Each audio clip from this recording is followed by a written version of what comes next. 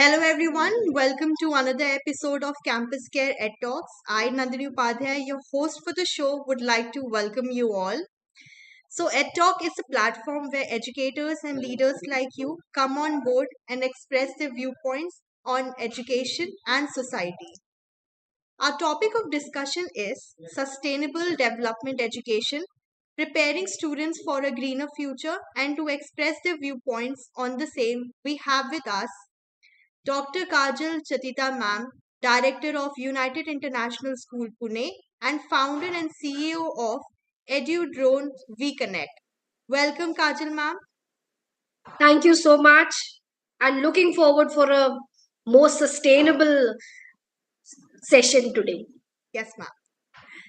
The next we have Mr. Bhanu Pratap Sir, who is the principal of Delhi World Public School, Ajmer. Welcome sir. Thank you so much. I really feel very happy and proud. Looking forward to a wonderful discussion.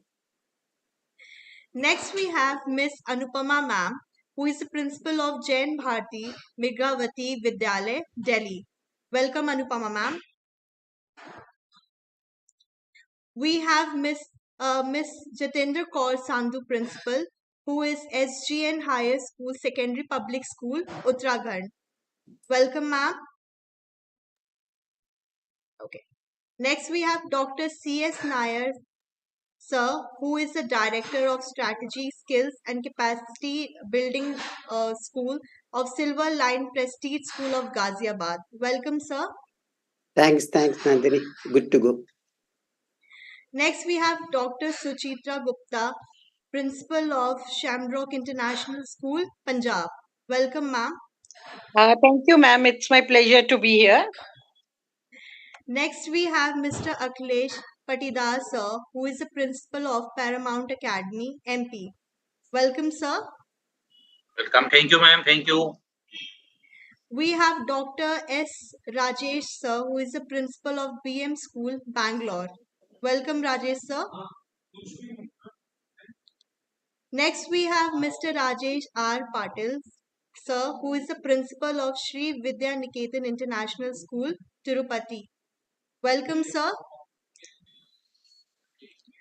We have with us Rinku Agrawal, ma'am, who is the Principal of Podar International School, Thane, Maharashtra. Welcome, Rinku, ma'am. Thank you. It's a pleasure to be here. We have with us Shiny, ma'am, who is the Principal of Delhi Public School, Gujarat. Welcome, ma'am. We have with us Miss Vandana Seth, ma'am, who is the Principal of Gores International School, Ghaziabad. Welcome, Vandana, ma'am. Next, we have Charu, ma'am, who is the Principal of JM International School, Greater Noida. Welcome, Charu, ma'am. Thank you so much. So, very warm welcome to all the educators. So good to have you here. Thank you so much for taking out your time. So, let's start with our session. Over to Kajal, ma'am. Thank you so much. So, welcome to NTAP Talks. And today's topic is very dynamic, and which we are looking forward to have this sustainable development education for our students to prepare them for greener tomorrow. Today's session will be focused on these key areas. This is for all our viewers and all the participants who are listening to us. This session will impart knowledge on how to implement a curriculum integrating environmental studies across subjects. One, promoting hands on learning in eco friendly practices. It will foster how to have outdoor activities with renewable energy workshops and waste reduction initiatives, encourage partnerships with local eco organizations offering experiential learning, how to utilize technology for virtual eco simulations, fostering a deep understanding of sustainable living, preparing students for greener tomorrow. I hope, my dear educators, you all are looking forward for this power packed session. And to start with, I welcome Rajesh sir. And Rajesh sir, there's a question, very interesting question for you. What are the key principles and goals of sustainable development, and how can these concepts be integrated into educational curriculum and at all levels? So, how are you doing it, sir? Over to Rajesh, sir. I mean Rakesh, sir. You just need to unmute yourself, sir. The spotlight is on you. Good evening, everybody. Myself, Dr. Rakesh Gupta. I'm principal in JP Vidya Mandir, Chamoli, Joshimath, Uttarakhand. Well, a very thankful, my gratitude to all the team of NTAB for giving a opportunity to have a wonderful interaction with all my fellow educators and principals. Well, the topic is very, detailed. If we go for a session, it may take a 1 or 2 hour per person, but I will try to brief in a couple of minutes. See, sustainable development, it's a very uh, global topic to be discussed, which maybe rarely leaders also in different world are not able to focus it. The sustainable development itself tell that is the how we have to go from the present future, the planetary requirements, how we can go from the present capacities to the future capacities. We say in simple word carrying capacity. If we start from our population, will we able to sustain ourselves in future? If we go for the environment, will we able to sustain ourselves for future? If we go for the society, will we able to sustain ourselves for future? For example, if we go for the society, that society is not today tolerable. The national, international people are getting biased in caste, religions.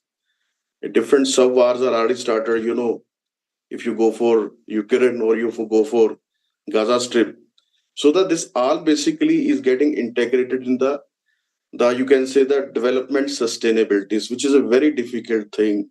If we go for humanity as a human, we are the only species in the world which will have a trouble to go with sustainable development. Rest of the species can go ahead, even though we have the millions of species in this earth. Because basically my doctorate is in sciences, so you can in brief I can say in a one word, we as a human beings, we think this earth is for us, but we are in a very false statement that thousand millions of species, this earth was for all of them, but we use it in transport, in requirements, resources, everything. We never considered any other species, right?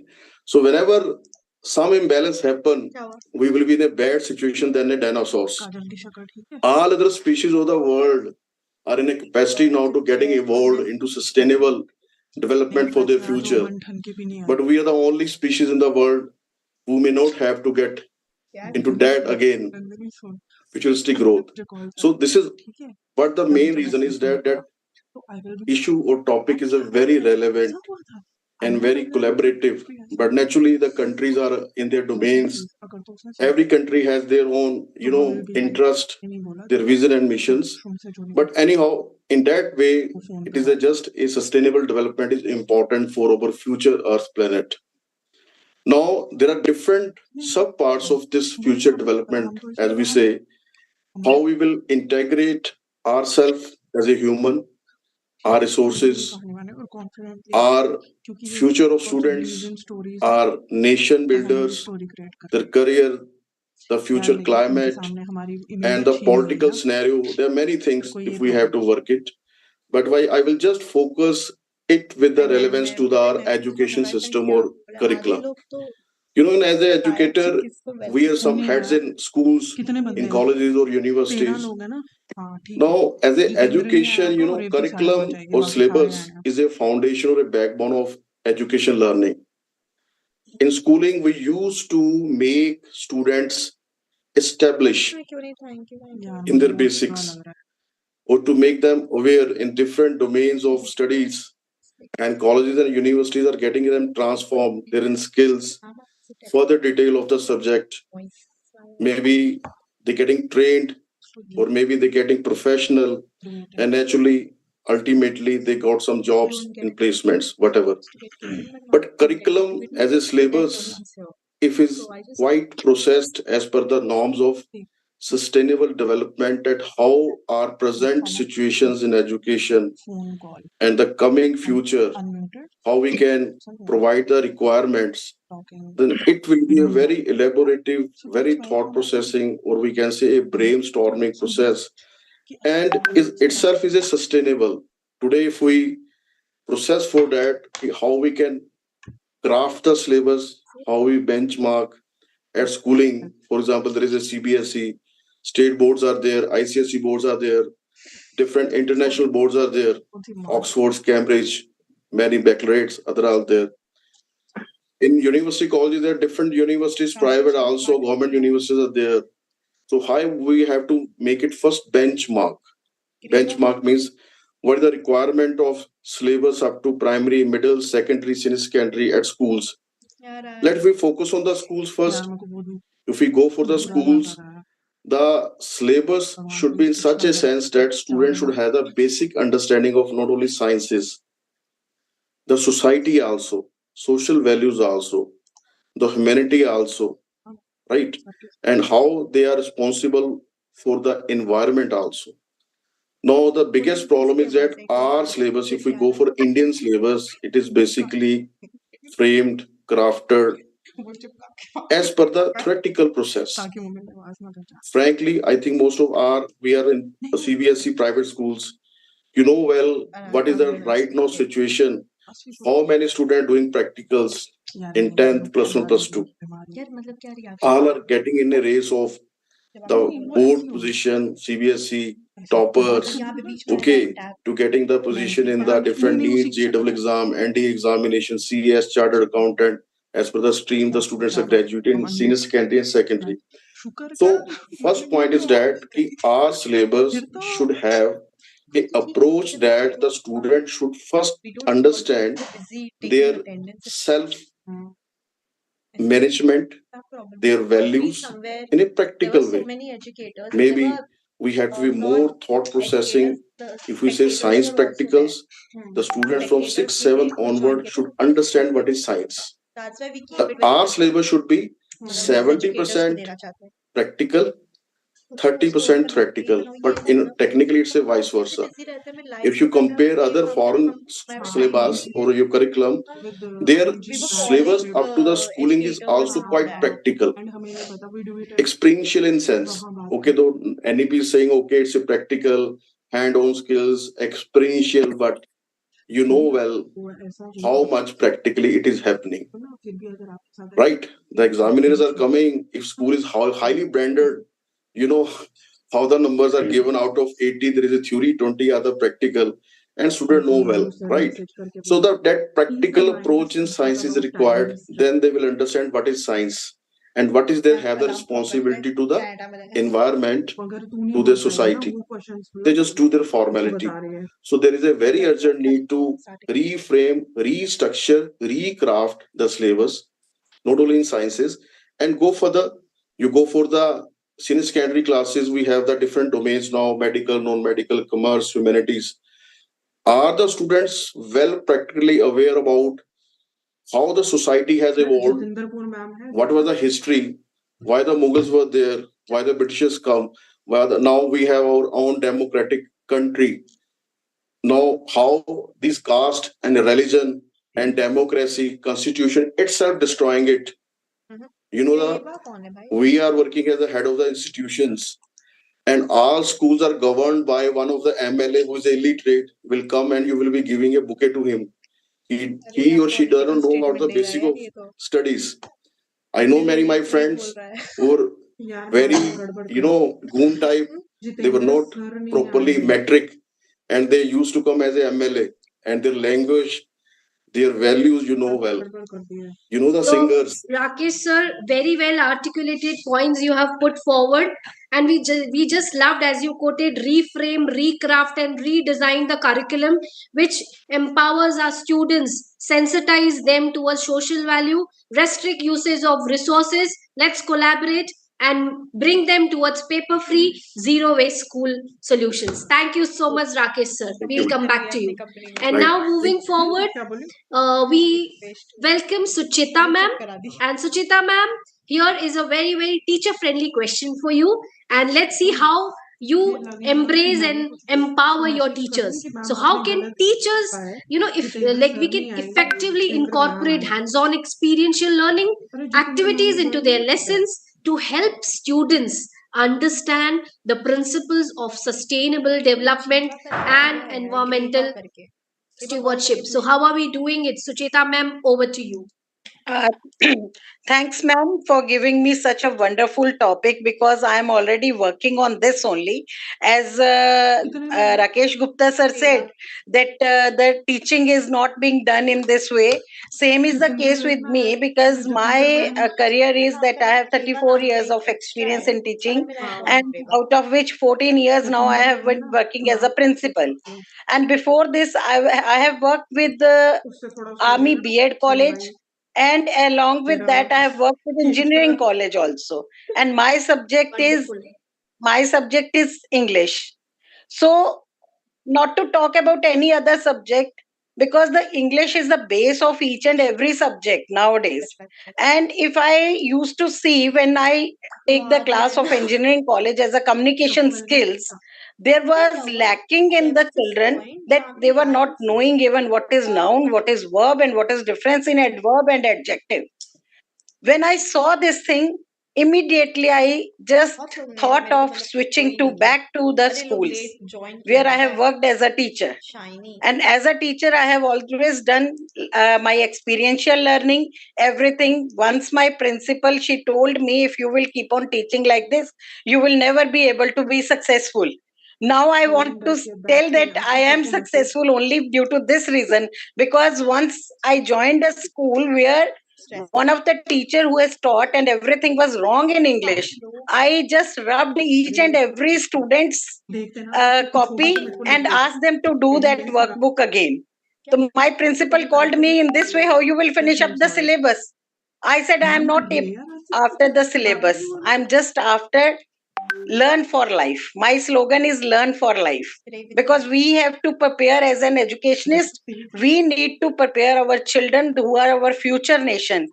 We need to prepare them in that way because gone are the days this experiential learning. Nowadays people are saying that we should give experiential learning. It is not a new word for us. Correct. Correct. Gone are the days when we have studied. In those days we used to get experiential learning only. And wherever I am as a principal, I teach my teachers and motivate my teachers to teach in such a way. So I can well justify this. Yes. First of all, means what is the meaning of experiential learning? It is just the methodology. We all know that how we should give the model of education, how we have to teach, and how the children can learn. We have to reach to the level of the children, not we have to be at our level. We need to go to the level of the children. Because I always used to tell in my classes, bache, I am like a doctor. No doubt, I am a doctor after doing my PhD. But I say that I am like a doctor. I will feel your pulse. I will go to you where you are lacking. I will lift you up from there only. And many of my colleagues, they used to say, in this way, you will not be able to finish the syllabus. But I have done. And I have done in the same way I am telling my teachers also. Now, if I come to about the experiential learning, if we want that how many stages and whatever we require in that if I say we need to have the concrete experience, all my educators are there. I'm very much sorry to say that nowadays we don't get a good quality teachers also because teachers are getting, and that reason behind that is uh, private universities, private colleges, private engineering colleges. We are not giving that good quality. Only the people are just after minting money. Sir has already said that person who doesn't know what is education, what is the meaning of education, are running big, big schools and big, big colleges. And what type of engineers, what type of doctors they are producing. So we need to first and foremost thing is we need to improve our teachers, quality of teachers. Teacher comes, I am MA in English, I am MA in Hindi, I am MA in history also. Madam, I can teach any subject. How a teacher can teach any subject just to have all the MAs with him? Then I say it is not MA, it is MA. My word is like this. So this is, first of all, we must have the concrete experience. If I talk about concrete experience, it describes that hands-on experiences that we learn from. Because what we learn from, I just quote an example over here. When I was in my childhood, my nanu, he used to teach me tenses, making me sit on a swing. मैं झूला झूल रही हूँ. Translate, hurry up, then you will get the mangoes. This is the way we have learned. And those tenses and those all the English grammar, till now I am knowing each and everything, and we have never forgotten that thing. This thing I teach to my teachers also. So it is here that we try new things, we face the problems and step out of the control of our zone. Because actually what happens is we don't want to come out of our comfort zone. Nowadays teachers, nowadays people, they don't want to come out of the comfort zone. We very well like believe that if we are in a comfort zone we are okay. So this is the reason. One is that concrete experience should be there. Second thing is reflective observation. Means we must be ready to observe the things, what is going on, how the things are going on, where we are facing the problems. This reflective observation, if I say that we must learn out of our own experiences. For this, I tell to everybody, even to my teachers, even to my students, I say we must introspect ourselves. And SWOT analysis we do, we say that always try to accept your weaknesses, whatever the when you introspect yourself, whatever the good qualities are in you, you can utilize your those good qualities to improvise your weaknesses and to turn those weaknesses into strengths. And this thing I have learned in my life. I have tried with many students, many of my teachers also, and it has worked like anything. Third point, if I just wanted to say, is that is the abstract conceptualization that already I think Rakesh sir has also told that conceptual knowledge is very much important.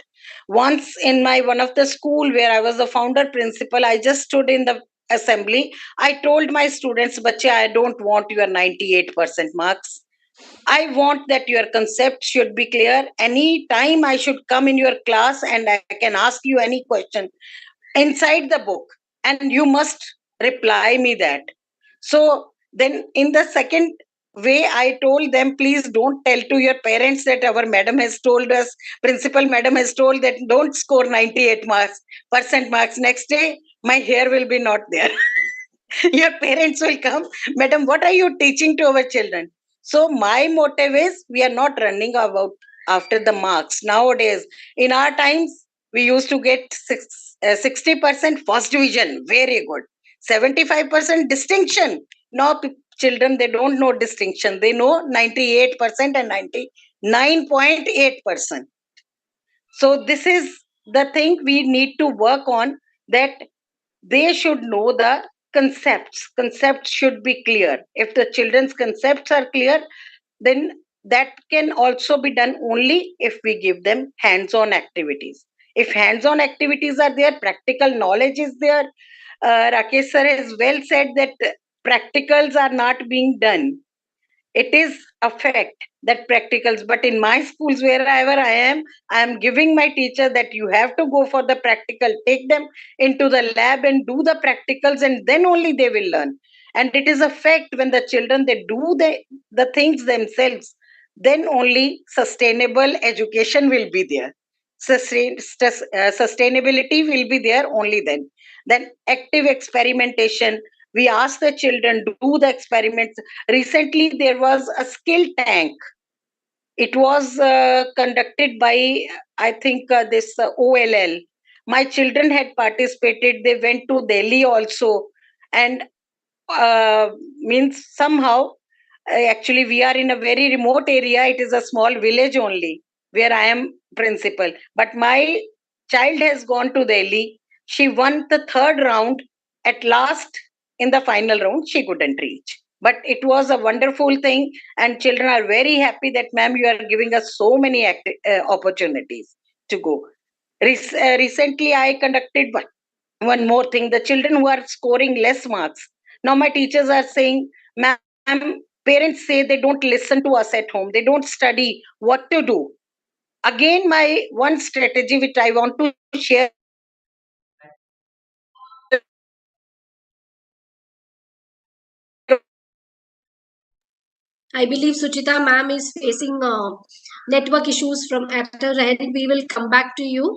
So now I invite Rajesh sir to take over from here and discuss how are we incorporating this in our classrooms? How are we making it paper free, zero plastic solutions? How are we bringing these solutions in our classrooms? Rajesh sir, over to you. Taking us towards the classroom solutions. Thank you. Thank you for joining. Yes, sir. Thank you for giving me this opportunity. In fact, currently I brought my school children to Ooty on a 3-day excursion. Okay. So it's even more apt that I talk about sustainability and environment sitting here in Ooty.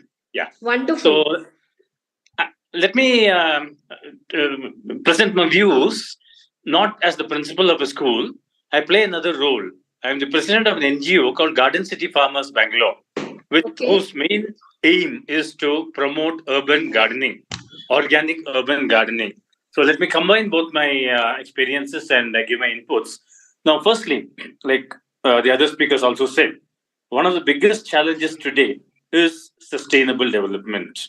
And we have come to know this maybe since the past maximum of 30 to 40 years. Before that, we were taking everything for granted.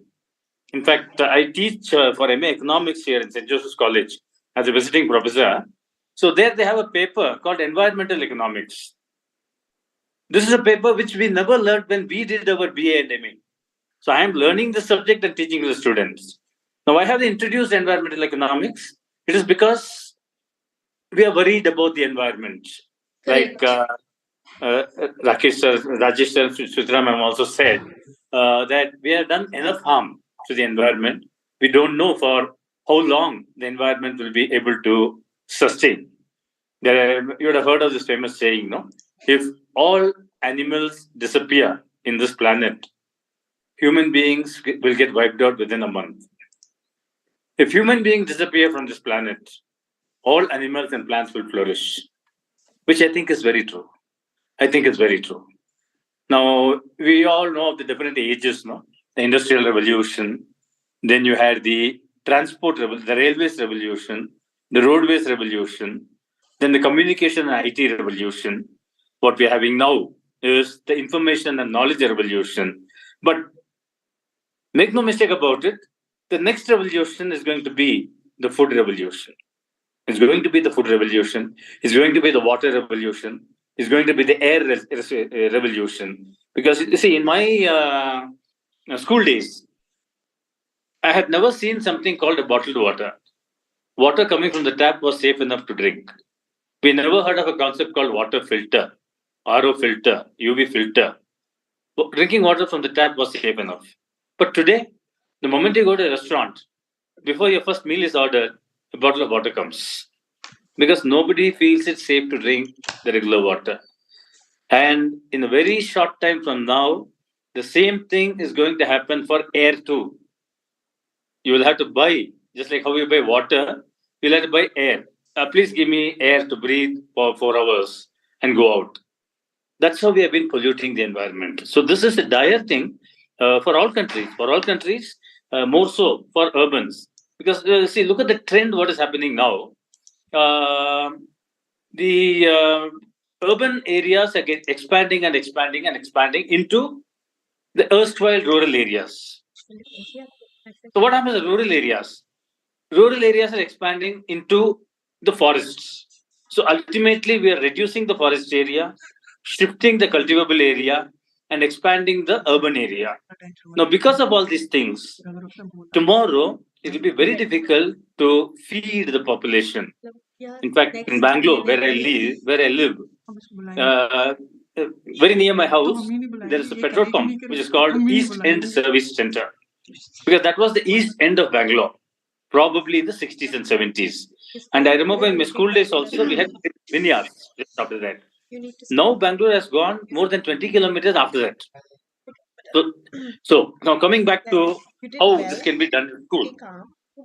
Now schools, I think children need to be educated about this, because the world is theirs and they are going to inherit this world.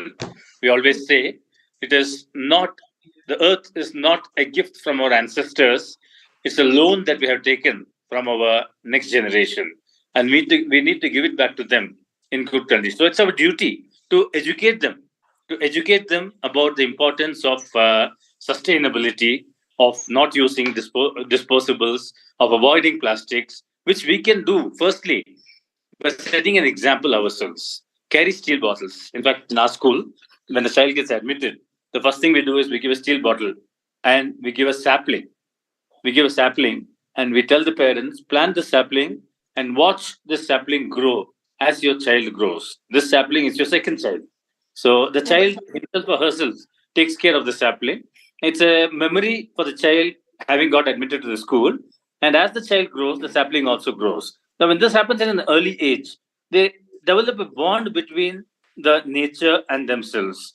And gardening is a part of this timetable. They grow vegetables and take vegetables home. So these are things which put them in connect. Now, when we talk about gardening, we are very particular about, as you know, I'm talking again from the Garden City Farmers' point of view, organic gardening. We have done enough harm for the soil by using chemicals and fertilizers. So it's high time that we go back to the organic system of farming. In fact, I had a chance to listen to Dr. Swaminathan, the father of the Green Revolution, who passed away recently. Now, he was saying the days of the Green Revolution are over. Now it is the days of the evergreen revolution, where you cultivate without harming the soil. I think these are things which we need to enlighten our children so that they know that there is something like this. Because in our days, we took everything for granted, and it was so. It was so. But now we realize the importance of being sensitive to the environment, and I think this can be integrated in any subject. In any subject, you can integrate this. Not necessarily in science. When you talk about history, you can talk about how green and how what was the forest cover which was there in those days and what is it now. You can show them pictures, you can show them maps of the damage that we have done, and that way I think we'll be able to go a long way. So this is basically what I have to share. Wonderful, wonderful, Rajesh sir. We just loved your insights as you brought a lot of classroom activities and how we can encourage. And as you said, you're coming from Ooty. You're sitting. I mean, you're sitting. I'm sitting in So Ooty, yeah. you're sitting in Ooty. We can already smell. We can feel nilgiri smell coming to us. So thank Yeah, you it's, so much. it's 12 degrees here now. So yes, so we have one more powerful Rajesh sir. Rajesh sir, you wish to throw some light towards the same question? You have to unmute, sir. Yes. As a panelist, I'm really excited to talk about the practices of sustainable development in education. I am Rajesh Patil, Principal Sri Vidyaniketan International School, Tirupati. Directly coming to the topic, see, our old education system was a Gurukul system. And there we were talking about, our gurus were teaching the skills of life. Now, again, the same thing has to be done and has to be inculcated in the children and has to be taught by the schools. Otherwise, there will be a big problem standing in front of our future generation. By looking at this, UN has also defined the 17 goals for sustainable development. And they are broadly divided into three fronts. One is the environment, another is social, third one is financial. And this time, as you have been asking that, yes, I have to throw a light on the experiential learning activities which are to be discussed in the class, or which are to be brought into the class, and we have to take it for the sustainable development. So according to me, sustainability is about meeting the needs of present without compromising the resources of future generation. Otherwise, we will not leave the required resources for our loved ones. This is very important. See, we will not leave the required resources for our loved ones to live on this habitat, which will make their life difficult on the planet. This is very important. Now we have to think, this is a time when world has to think about the sustainable development. And that has to be brought in the education, because these are the warriors who will be taking up this task and will be playing their role to keep the planet safe and keep it going. Otherwise, as earlier also Rajesh sir has told, that it will be very difficult to survive on the planet. Therefore, we need to sensitize the generation about the environment, exhausting resources on the planet, and a big problem, that is a pollution. It may be air, water, soil, noise, any kind of pollution. So we have to discuss these problems in front of the students. Now, where do we have a time? Now, see, when we talk about our education system, we have curriculum, and it has been focused by it has been told that yes, you are within this particular time limit, you have to finish the syllabus. But if we will not make the generations ready for the future, then it will be very difficult to sustain the life in the future, sustain the life of future generation. About, if we see the students' lifespan, 1/3 of the time they are spending in the school.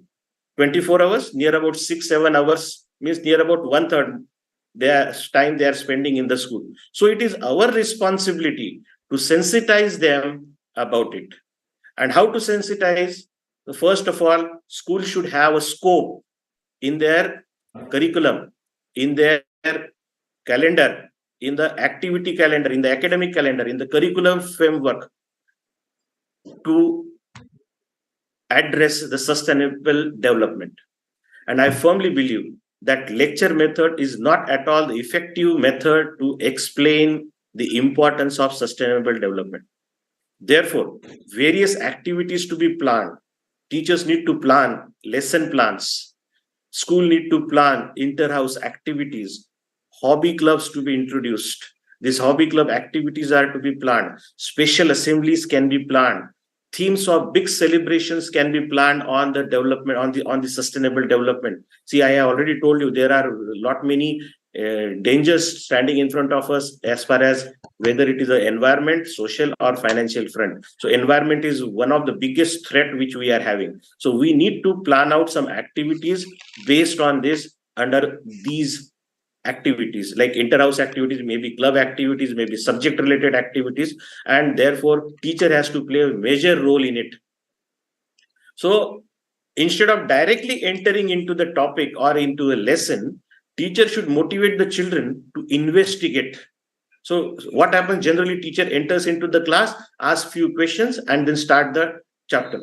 So instead of doing that, teacher should motivate the child to investigate and find out the challenges around them or in the community related to that topic one day in advance. So when children will go home, they will search it, maybe on the internet, maybe around, they may ask their parents, they may ask their grandparents, maybe asking in the neighborhood, and then they will bring some information with them when they will come to the school next day.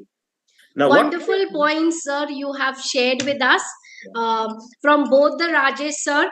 I just loved the point when first Rajesh sir said that give them steel bottle and give them a sapling and help them see grow, like how the tree is growing as they are growing. And correct, as Rajesh Patil sir said that allow them and give them enough opportunities to get out of the classrooms and curate a system that is 70/30, that is more of experiential learning for the children, and give them maximum exposure. Thank you both the Rajesh sir over there. Thank So you. Yes, for taking us and giving us a brief insight about of your classrooms. So now I invite Akhilesh sir. The question for you is, what role can technology play in enhancing sustainable development education, and how can educators leverage technology tools? Seen in NEP document, technology word is there for 40 times, so we can understand that technology plays a very important role these days. So about environmental conservation and sustainable practices, how are we doing it, sir, in your campus? Over to Akhilesh, sir. Okay, good evening, everyone. I'm Akhilesh Patidar, Principal of Paramount Academy Kasrawat, as well the Secretary of Narmada Saudya School Cluster Khargoon. You have given me the topic regarding the technology, and we are one of the best practices we are doing in our area. We are facing lots of problems regarding technology. If you will call me right now, I have to talk out of my office. This is the situation in this area regarding the technology. But then in the period of COVID, everyone have changed himself. That the teacher who is more than 50 or that is the younger one, everyone has changed and everyone has come over the screen. This mega change is done by our team in this area first. I am very much sure that on 22nd, when that public curfew was done by Honorable Prime Minister, in a week we have started online classes that time. We had a training well before. We have trained all the teachers that how to use that classes. Actually, in month of January, we have a meeting in our school. That time, one of our parents said that he is from outside. He said, "Sir, why are you not using virtual classes for PTM?" Then I said, "Sir, it is not possible because everywhere internet facility is not available." But he said, "Sir, the time will come for that," and it has come in within 2 months due to pandemic. But then, if you will see after pandemic, the situation is really difficult for a teacher. Earlier, the teacher was available for only 6 to 7 hours into the school. Whatever the concept the teacher that the student wants to clear, it has to be done in school timings only. But if a teacher is using the technology, if he makes the on app and he started YouTube channel, the teacher is available to the student for 24/7. Anytime the student will visit to the YouTube, just click on their teacher's name and then clear the doubts. So this is possible because of technology. We have to make the technology strength of a particular student. What problem we are facing right now? Everywhere the parents are complaining that the students are used to for that mobile and all. But what they are doing on the mobile, this has to be kept on eye. That NEP is telling every teacher can make their teaching techniques interesting through that technology, and they are training to us also. The Diksha port is available. Lots of trainings are there. The teacher can enhance their own quality, and that quality can be transferred to the student into the classroom as well. So it depends upon the teacher. See, earlier the test has to be taken into the classroom. It was consuming the time because the teacher has to check. It will take the time again. Very next day it will come. But now what can the teacher do? Today they have to teach the chapter. Then if they have to give the time to the students, at the evening time they can give a paper. Google form can be created. Question paper can be created. On the spot evaluation can be done. So and the very next day, when the children are coming, the teacher can appreciate the student who are getting good marks, and it will be done within minutes. So this change is made by the technology. So every teacher use that technology in their teaching styles. Next thing that can be done by a teacher, that a teacher can use that software. Multiple companies are available when we are using the books of Ratnasagar, any publication. Either that Diksha port is also available. They are making the question paper because nowadays comprehensive evaluation is required. Then what should we do? That the teachers are not capable. They are not having the sufficient time to design the question papers. So that competency-based question papers can be designed through the software that companies are available for teachers. So with this technology, the teachers are comfortable and they are going for the new one also. Because earlier their question paper were having just a simple type. Direct questions were given. You, me, or the sir is available, the Nair sir. Earlier the teachers were giving what is the photosynthesis. Rightly we are writing the answer, that is photosynthesis. Teacher was giving us the marks. But right now with the competency, then a practical question is given to the student. They have to answer it. They have to think over that, and they will finally they will get the answer. So this change Amazing, has come. Akhilesh Last sir. year that Amazing, CBSE, Akhilesh sir, as you have put up many solutions how to integrate technology. I have Rinku ma'am as well. Rinku ma'am will be explaining us how she is doing it at her campus. Over to Rinku ma'am. Good evening, ma'am, Thank and you. it was nice to hear everybody. Thank you, Akhilesh sir. The topic that we are discussing on. So, as per my question, the question that was given to me, that what role can technology play in enhancing sustainable education? I believe it has a major role to play, and I mean, I believe in some time we would find that technology is something which is in the hands of everybody, every student, and this is going to be one way through which we can educate them about each and everything, be it sustainable development or it is anything. So if we have to train them about sustainability, if we have to train them about how environment is important and how we have to leave environment clean, how we have to think about our future generations, then definitely technology will be the one which will be doing this. Now, when it comes to the educators, how they can leverage digital tools and resources. So I believe it has to be a kind of a learning management system which every school will have to have.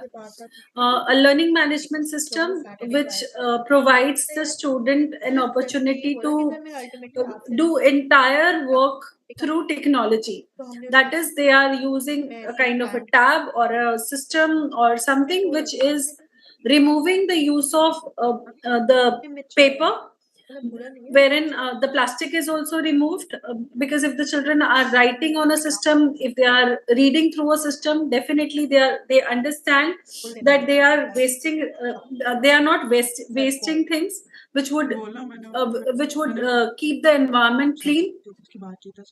And also, like, if we suppose, if we make it interesting through digital media, through print, instead of print media, if we make it interesting, because we all know that we cannot stop the children from using the technology.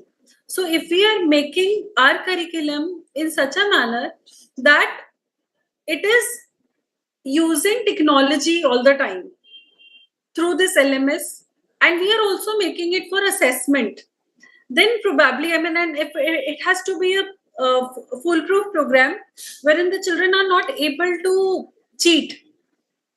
So they know that this is the system that we have and this is how we have to work. And in that manner, when the educators will be using this as a tool, technology as a tool to make the children understand what is sustainable development, this is going to work, I believe. So I would repeat that technology is going to be one thing which will educate our children about sustainable development. Thank you. Thank you so much, Rinku ma'am. That was very precise and brief. We just loved your insights, and along with the Akhilesh sir, as you have rightly said, that it is very important to bring all these solutions to our students and empower them with and make them more sustainable, isn't it? So Akhilesh sir, thank you so much, and sorry to cut you in between. No problem, no problem. I know the limit. Yeah. So now Revati ma'am is not there, so I request. I'm there. Okay, Revati ma'am. Revati ma'am, you wish to add a few insights in the same question? How are we doing it in our classrooms? I think my question was, how do we teach children about sustainable development within the schools? Right? Yes. Yeah. How are we bringing all these sustainable solutions in our classrooms, ma'am? Yeah. So myself, I'm Revati, and I'm the principal of Air Force School Jalali, Bangalore. And I would like to thank NTAP for giving me this opportunity. And it was very nice hearing the educators, the principals here, who have a very good insight on the whole purpose of sustainability. So I think, inculcating green skills in the children is very important, where we have to tell the children that, this is how, I hope I'm audible. Ma'am, you're audible, ma'am. Yes. Yeah. Okay. And you're able to see me, right? Correct. Okay. So the thing is that in our school, we start a lot of programs, teach children a number of green skills. Like, I think there were other principals who talked about having an eco club, talking, we have almost a 40 plus herbal garden, ethno-medicinal plants, where we tell children the importance of having these ethno-medicinal plants. We also ask our children to participate in the Kids for Tiger, which is a community outreach program, where we teach children that, the importance of saving the tiger, because it forms the tip of the pyramid, and it has to balance the entire the food cycle. So we have our children participating in that. And over and above that, I think, as rightly said by the other speakers, when you integrate technology, experiential learning, and you tell children how important it is to save their future, I think it becomes an integral part of learning. And then they stand up for a cause. That is how children will start talking about climate change. What is their role? How is it that I have to save the soil? Why is river important? Why should I plant a tree? So these questions, we have to plant the seed in the minds of the children. And I very well appreciate the principal Rajesh sir, who said that, you have to tell children, use less of plastic, do not waste paper. See, when you keep telling children all these things, they automatically, it gets ingrained in the system, and they will start following it. And that is when you will have, a green revolution. Children will start asking for their rights. They will start saying that you better don't do this, so that, they will start telling the adults the do's and don'ts. So I think we need to start the thought process in the children. And with NEP, with National Education Policy, I think we're integrating all these things into the school system. And definitely we are going to see a great change in the education system, which is going to be, for our future kids. And I will not blame what we came from.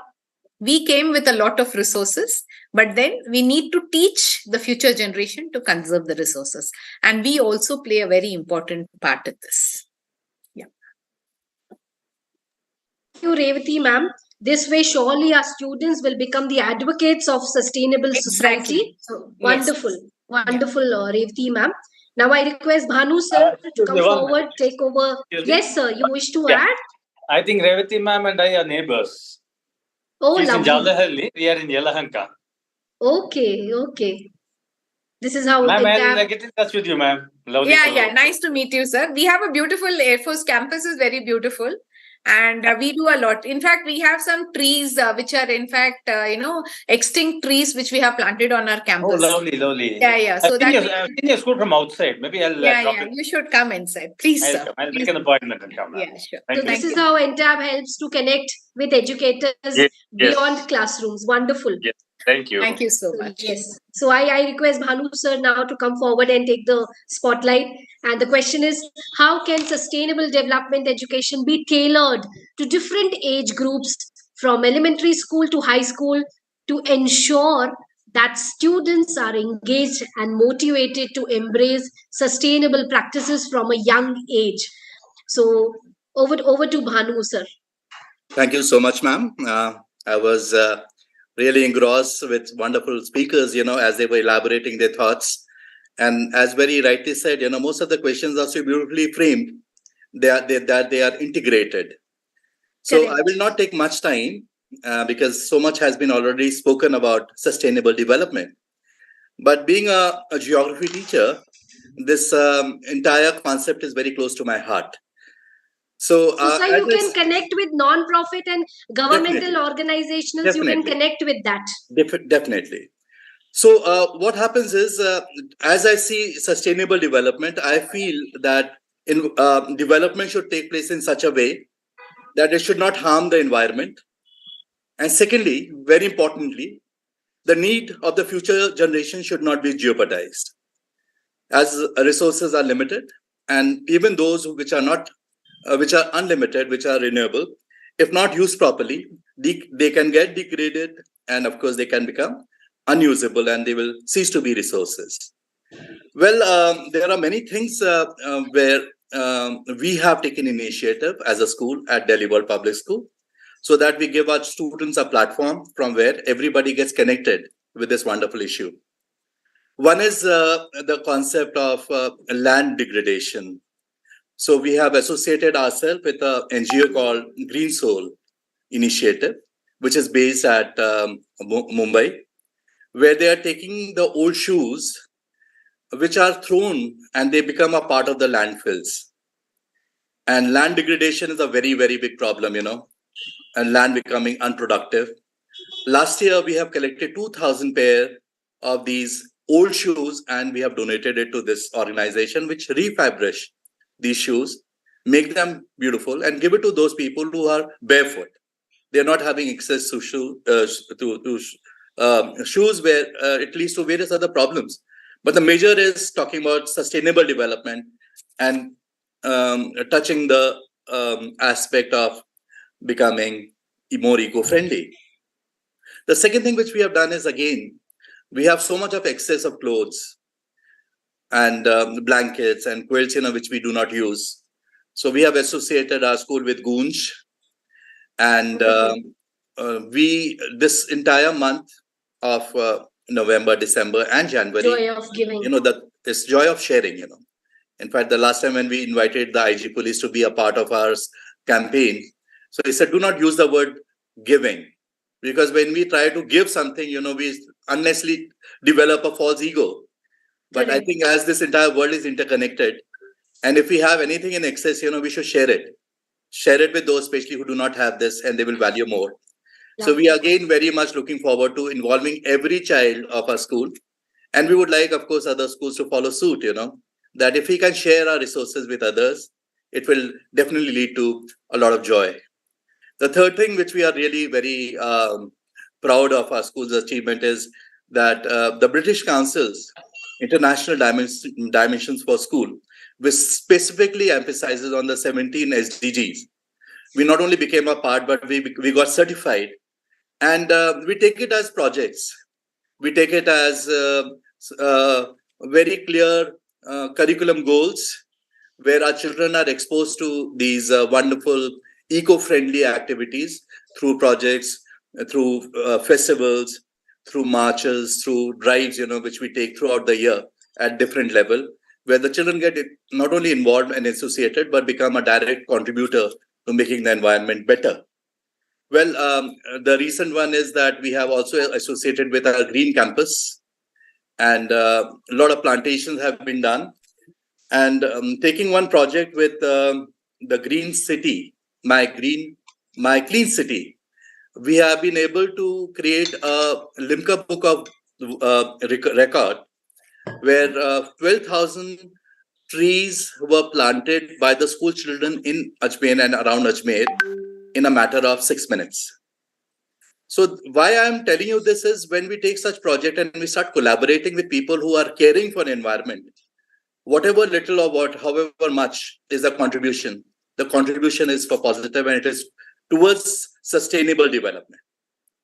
And you see, with resources, the means which are utilized by human beings to satisfy their needs and wants, we have to reduce our consumption, which we tell all our children.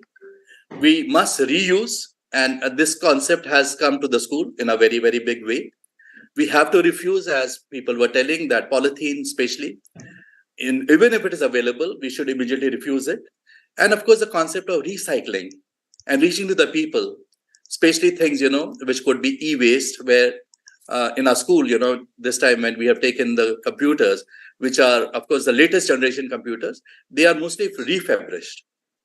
So they have been done. Wonderful. So it is, and of course, the students are doing robotics. The Internet of Things are coming in a very big way. But wonderful, Bhanu sir, you've just nailed it. You've hit the dart. Just love the concept, the way you said, like you've given, like children have given old shoes and refurbished it to and given to needy ones. This is something amazing stuff, which is the best takeaway of this session, and lots more to come as we have many more left. Thank you so much, Bhanu sir, for sharing great insights. And I'm very sure our educators are going to take this forward. Thank you. Even the Goonj NGO, which it's doing a fabulous job. So I am very sure that principals are going to take this initiative ahead. Wonderful. Thank you. So now I request Shiny ma'am to tell us how is she doing in her campus and how she is tailor making and bringing sustainable development education into classrooms and ensuring students are engaged at the same time, and how we are embracing sustainable practices right from the young age. Over to Shiny ma'am. Good evening to all of us. It's a nice discussions going on. It was rather than to be a speaker, I was enjoying as a listener, right? As a listener. Because we are really doing all these things in the campus. Now, my question is how to make it as a tailored, right? Tailored thing. So till this time, everyone has the platters are there, the buffet system we have done, all the points it is there. Now, as a mother, we have to think which food which child should take. It's just like that, right? The main points we have already discussed already. So we are aware that education, sustainable development for the education for this purpose, it is going to enrich the value and the skill of each and every students, right? It is never within any age group. I think it empowers all the age group of the students or even us, that staff members, the stakeholders who we are in the school campus. So if I want to just brief them within the points, the school needs to work as a 360-degree angles. And they should have few pillars based on that where we are supposed to work, such as the curriculum, right? We need to come up with the formal curriculum. We need to have a reflection over there. The school management practice, the whole school should have this practice. School policies, and then special events, real life issues, school ethos, people's those we are supposed to engage, and schools community interactions. All these pillars are supposed to focus on once we are supposed to practice this goals. It is not something we are going to teach, it is something we are going to practice, right? And the teachers or the principals or each and every stakeholders of the schools, we need to be like a mirror. What we are doing, that is supposed to our right from our tiny tots till our high secondary students, they are going to practice. Yes, but we need to focus on few areas such as curriculum, right? How I am going to design the curriculum, age appropriate activities, project, if we are coming up with which project we are supposed to or conduct for which groups. That is the only thing we need to take care. For that, as ma'am said, teachers training, it is needed, and it is not only the training, it is the skill based teachers training, right? To design the curriculum age appropriate, it is definitely it is required. And then every single person can take the action in many different ways.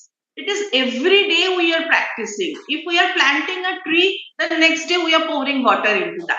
The third day we are talking to the tree. If we are going with the pre-primary activities, we will ask them, talk to the tree, talk to the little plant, what the plant is asking to you. Same, we need to categorize the lesson plans for different classes so that students can engage themselves. It should not be like a textbook sort of thing. The students, they need to engage, they need to come up with their mindset, they need to understand the whole activities with their mindset as per their age group.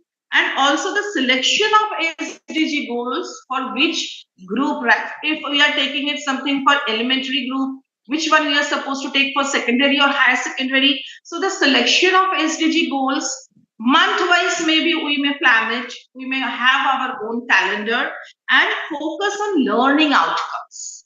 After doing everything, everything we have done, right? A bhi kya, O bhi kya, aise bhi kya. But then what is ultimate learning outcomes we are focusing for?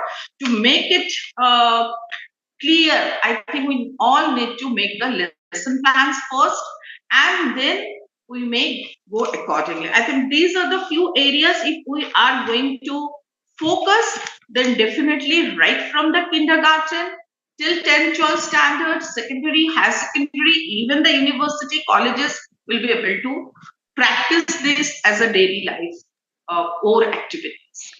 Thank you, Shiny ma'am, for paving the way right from nursery to high school to university level. That was really great of you of sharing and being so precise in just 5 minutes. You've said it all. So now I welcome our strategy man.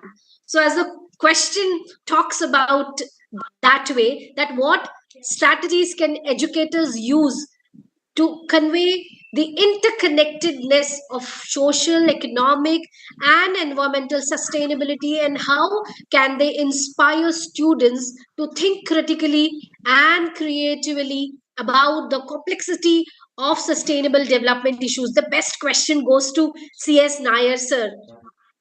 Yes, So you have Dr. to, Nair sir. okay, you have to give me, Kajal, an addition bonus of 1 minute because your question itself took 1 minute's time to ask. It's a long question. Long question. But I have a strategy for that then. Okay.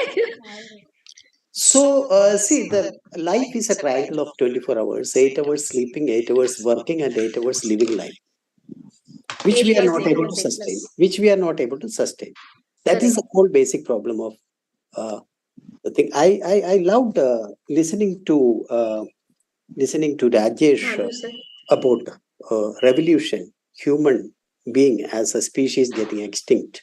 I asked the same questions to my wife. Do you know that when is it going to happen? Human being as an extinct. She said, why are you bothered? So I said, but I know when is it going to happen. So exactly at the same fraction of a second when I die. After that, should I be bothered? So that is a sense of responsibility of humanity today, which is a reason for non-sustainability is what I wish to make. So this is a real life example. Plus, there are lots of things happened. It is not today. It is in way back in 1992 in the Rio meeting of the Earth Summit that they have precisely pointed towards these three areas. No? So definitely, it says under economic, it says that consumerism and ethical trade. This is something which we can teach in our business economics and business studies in the classes. If somebody is so, it is a ResearchGate paper, which I will share the link also. It's a wonderful information source. It's a UNESCO report on the sustainable development, specifically onto these three areas. Then the environment, it is saying that the biodiversity, climate change, natural resource management. That is what we are not doing. The words, flary words, we have seen, heard all these things, but we are not. And it is simply saying just one word, which is nothing but waste. So today, if there are 13 people, if we have delayed our discussion time to begin for 8 minutes and end for 12 minutes, we have already wasted 400 man minutes, which is not sustainable. Which is also relevant to an education industry. I can say that we do that. That's why. Because education is something that we buy as a product and pay as a service. When we pay salaries, it's a service paid for. When we buy, it is a product. So every passing 32 minutes of our lesson plan is bought at a cost of 80 to 90 rupees by the customer. So that also needs to be sustained when we deliver the classrooms in any integrated model, which we can stabilize into the lesson plan through a framework. And therefore, a teaching, training, learning, all these things need to be integrated before we get into the classroom. So holistic teaching is what is required and wholesome learning is what is required rather than holistic learning. Then it comes to social. I have touched the environmental with the climate change and your waste management, energy, as well as the biodiversity. Then it is coming. So biodiversity, we will be promoting through project-based learning and sustainable development through your experiential learning, which most of us have already spoken. Then one of our speaker has already touched based on the global dimension and the global citizenship that is also be done. But what is the point there, which is getting into a societal problem, is the peace and human security. Human security. So, how will I be sensitizing the competencies required in the learner for universal human values is something that is to be taught in the moral science, you can say. And the participatory decision making, we talk about empathy. Once we develop empathy, where is it getting participated in collaboration? Where is it impacting on the decision making in ensuring peace and security for the nation? And we say that we are building nation, we are in the process of contributing to nation building. And one point which I do not wish to elaborate, which is gender equality, which is already been spoken. Then it is also saying that interculture understanding. We have spoken about cultural diversity, but we have not been spoken about intercultural understanding. The people from all walks of life talking the same language, and therefore respect to language and integration of. These are those three dimensions which you said: social, economic, and environmental. I'm good to go in case if I'm given time, but I don't want to. Thank you so much. That was bang on. That's what I said. He's our strategy man. I'll just read out the headings. I have gathered enough. Ethical trade, being mindful and bringing meaningful engagements, valuing the resources, natural resources, creating zero waste, creating holistic environment, being more, being and bringing wholesome education, global dimension, global citizenship, creating human security, moral science, gender equality. These were all the points discussed by Dr. C.S. Nair. That was wonderful, sir. So, with this, I request now Charu ma'am to come forward and on her camera.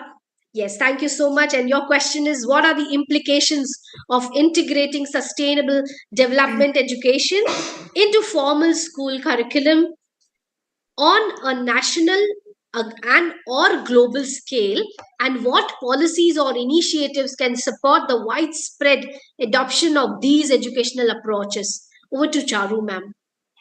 Thank you, Kajal ma'am, for the question. I think I have been given the most relevant because, after every training that I undertake, I always ask my teachers, did you understand what is to be done? Because, after all the things that one says, one always would ask questions, ki karna kya hai? So Correct. I feel, and with this, I would also like to flip the question a little bit. Maybe I could speak about the policies that could be brought in into the education system, giving examples for something that I have done for my school. So, like, a lot of schools have now started believing that there should not be a GK and a life skills book, no moral science. This should be embedded in the curriculum. Similarly, I feel when we talk about sustainable education, that should be a part of the school education system in terms of core subjects.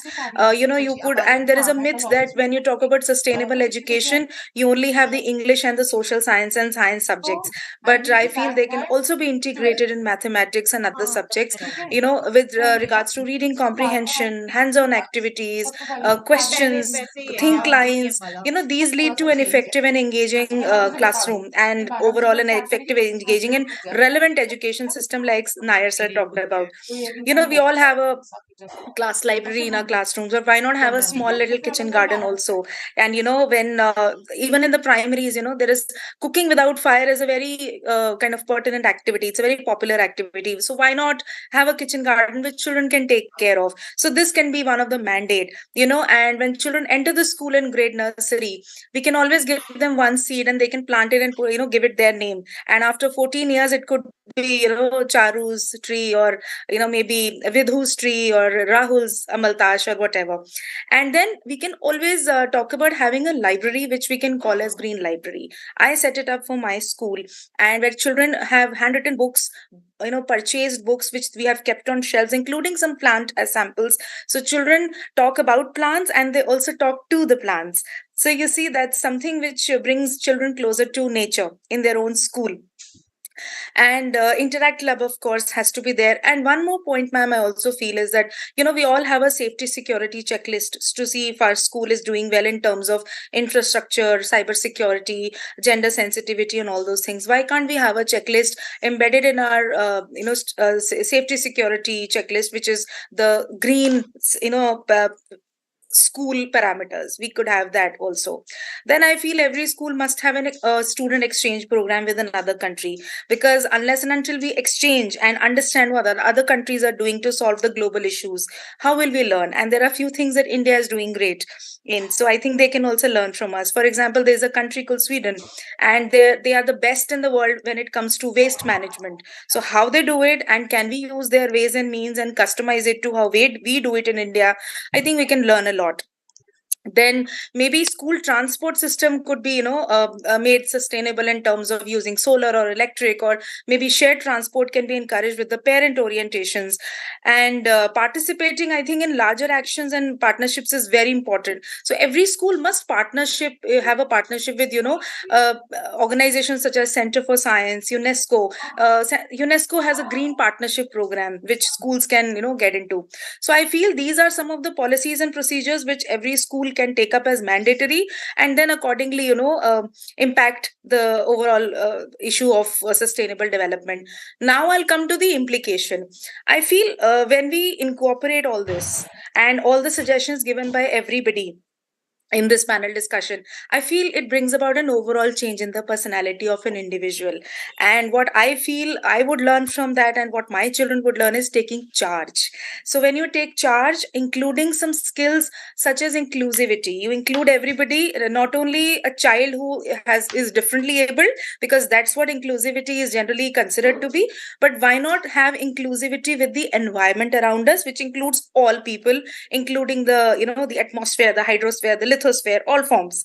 And then also leads to a lot of collaboration, responsibility, caring, compassion, perseverance, working towards each other, working for each other as a planet and as a global citizen in terms. So I think taking charge and making learning, the other implication is it makes learning relevant. I feel it makes it more joyful, more meaningful, because today when we educationists talk about real life hands-on experiential learning, it also has to be real and relevant to what the child is all about and its immediate environment. So these are the two important implications I feel will be there when it comes to sustainable education. Thank you. Thank you so much, Charu ma'am. This reminds me a beautiful quote that educating minds for a greener tomorrow intervenes knowledge and action. So your points were action driven. As Margaret Mead said, never doubt that a small group of people can do it all, and committed citizens can change the world. It is the entire society who has to come forward, and let's be awakened. Thank you so much, NTAP Talks, at Talks, for bringing this initiative and talking about sustainable development education. As we always say, when we talk, we walk. So it is like we talk and walk and take the actions. So thank you so much. Thanks to all the educators there who have brought in their real time experiences and have shared their anecdotes over here. Thank you so much, ma'am. Thank you so everyone. much, everyone. Thank Thank you. you, Kajal ma'am, for Thank being a you. wonderful Thank you all. moderator Thank you, Thanks and for keeping Let's us stay through the connected. times. Let us stay Thank you. connected on LinkedIn also. Please connect with me. We will try to catch up and we will exchange. Sure, on- sir. Sure. Okay, We'll do. Sir, thank you. I have sent you the request already. Oh, I have my accepted it God. See, also. I'm a good Check student. this I out. follow instructions instantly. Check this out. So I would request Nandini to do that coordination for interconnecting. Yeah, Sure, LinkedIn I'll do that. profile should be shared. This with is each how other. NTAB empowers, and this is how NTAB creates more sustainable educators group. But what is happening is that we have to ensure the interplay between the interconnectivity between the industry, academia, interface. There is a forward and backward integration required, because I would have been happy if there are some principals from B.Ed college and some vice chancellors from the universities there, so that they can also understand the pain areas of our industry. But let's see that we are like Kajal said, that a small big group can make a big difference. So one thought will give the answer. Some time that day will come. Let's see. Okay. Thank you. Thanks a lot. Thank you all. Thank you, everyone. Very Okay, Thank you good so evening. much, educators, for imparting your knowledge and experience on the topic. Looking forward to such more sessions with you all. Thank you so much once again. See you. Thank Bye. you. Thank you.